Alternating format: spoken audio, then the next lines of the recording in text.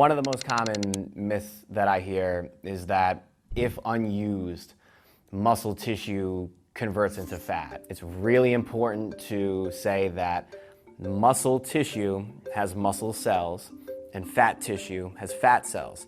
They are not interchangeable. By no means is it chemically or physically possible for muscle tissue to convert over to fat and vice versa, fat into muscle. That's Sean Kiekenmeister. I'm a clinical athletic trainer at the New York Sports Science Lab in Staten Island, New York. And he's one of 3 athletic trainers we brought into our studios. My name's Janelle Mason. My name is Andy Stern. To debunk 17 of the most common exercise myths.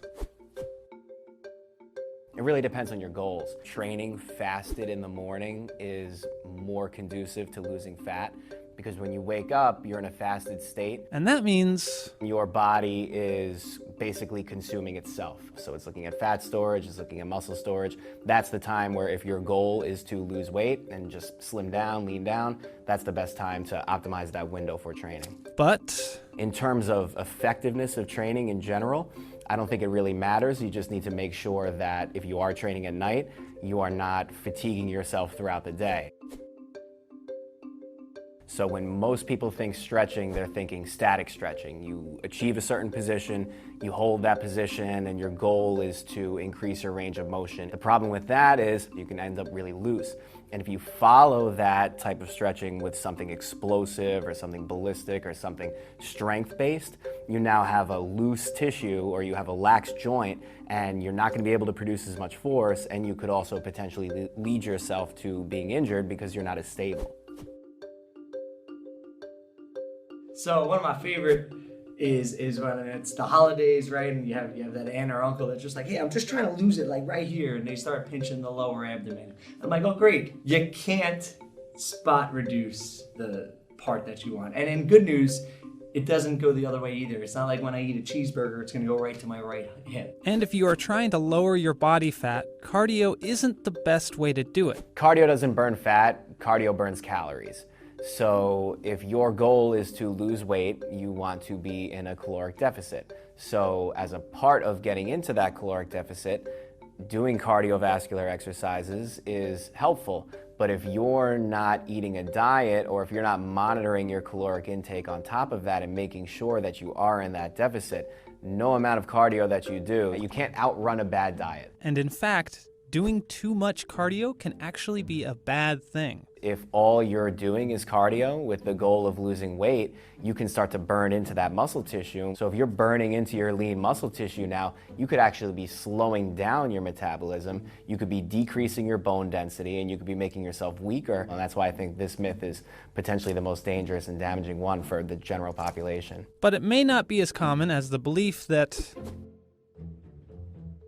I love this one. One myth I hear all the time is that muscle weighs more than fat. A pound of bricks weighs the same as a pound of feathers. So it's not that muscle weighs more than fat, it's that muscle is more dense than fat. So in terms of you building muscle, you can add weight on the scale. The scale isn't necessarily the best indicator of progress when we're trying to develop our physique, and oftentimes at first you can add muscle and the scale will reflect that you're heavier. But over time, understanding that for all the lean muscle you have, you're increasing your resting calories burned per day, that's a long-term sustainable change in your body as opposed to just doing cardio sessions and going into caloric deficit and starving yourself. of course, building muscle isn't just for men. Women think that they'll bulk up if they start working out, and if that's the look you're going for, I think that's great because you're doing something that you want to do.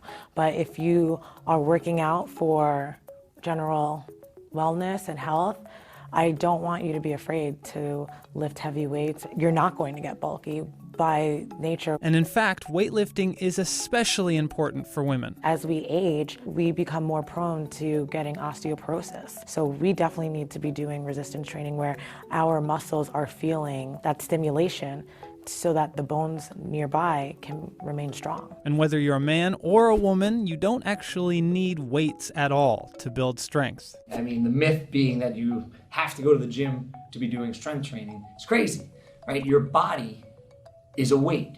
So body weight exercises have been around forever, and they are so important to be able to push up your body or crunch or squat or pull up. And if it's a six-pack you're after, the muscles themselves aren't even that important. Getting a six-pack is not about doing tons of crunches. A lot of it has to do with your nutrition. And Stern agrees. Abs are made in the kitchen. The abs are a muscle. If you're gonna target the muscle by doing crunches, leg lifts, bicycle crunches, oblique twist, you're essentially building the muscle. So think of it as you're building the engine of the car, and then the outside is your body fat. And how do you show off the inside of the car? You've got to reduce that body fat.